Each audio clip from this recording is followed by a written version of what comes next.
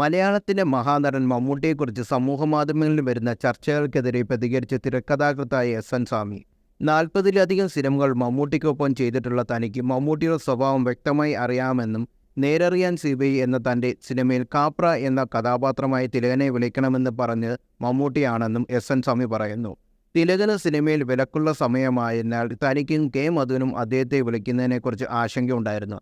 എന്നാൽ തിലകൻ തന്നെ ആ കഥാപാത്രം ചെയ്യണമെന്ന് മമ്മൂട്ടി പറയുകയും താൻ തന്നെ വിളിക്കാം എന്ന് പറയുകയും ചെയ്തെന്ന് എസ് എൻ സ്വാമി പറയുന്നു. മാധ്യമങ്ങളിൽ വരുന്ന വാർത്തകൾ കേട്ട് വേദന തോന്നുന്നതുകൊണ്ടാണ് തനിക്ക് അറിയാവുന്ന കാര്യങ്ങൾ തുറന്നു പറയുന്നതെന്ന് എസ് എൻ സ്വാമി പറഞ്ഞു. ഹേമ കമ്മിറ്റി റിപ്പോർട്ട് പുറത്തു വന്നത് മുതൽ കുറേ വാർത്തകൾ സോഷ്യൽ മീഡിയയിലും പത്രമാധ്യമങ്ങളിലും കാണുന്നുണ്ട്.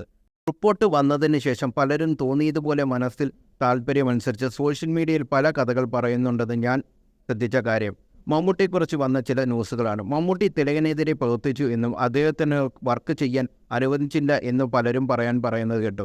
പക്ഷേ മമ്മൂട്ടിയെക്കുറിച്ച് വരുന്ന ആ കഥകളൊന്നും ശരിയല്ല എന്ന് എനിക്ക് നന്നായി അറിയാവുന്ന ഒരാളാണ് ഞാൻ. മമ്മൂട്ടി എന്ന മനുഷ്യൻ്റെ മനസ്സും സ്വഭാവവും എൻ്റേതും ആർക്കും മനസ്സിലാവില്ല. ഞാൻ അദ്ദേഹത്തിനൊപ്പം 40-ലധികം സിനിമകൾ പ്രവർത്തിച്ചിട്ടുള്ള ആളാണ്. എന്തെങ്കിലും ഞങ്ങൾ തമ്മിൽ സംസാരിക്കാറുണ്ട്. നേരറിയാൻ സിബി എന്ന പടത്തിൽ വെച്ച് കഥ ചർച്ച ചെയ്തുകൊണ്ടിരിക്കുമ്പോൾ ഞങ്ങൾ സീൻ ബൈ സീനായി വായിച്ചുകൊണ്ടിരിക്കുകയാണ്. ഞാനും മമ്മൂട്ടി ഒരുമിച്ചാണ് സീൻ വായിക്കുന്നത്. എനിക്കും അറിയാത്ത പല പോയിന്റും ഞാൻ പുള്ളിയോട് ചോദിക്കും. പുള്ളി പറഞ്ഞു തരും. ആ സിനിമയിൽ കാപ്ര എന്നൊരു കഥാപാത്രമുണ്ട്, അത് തിലകനാണ് ചെയ്തത്.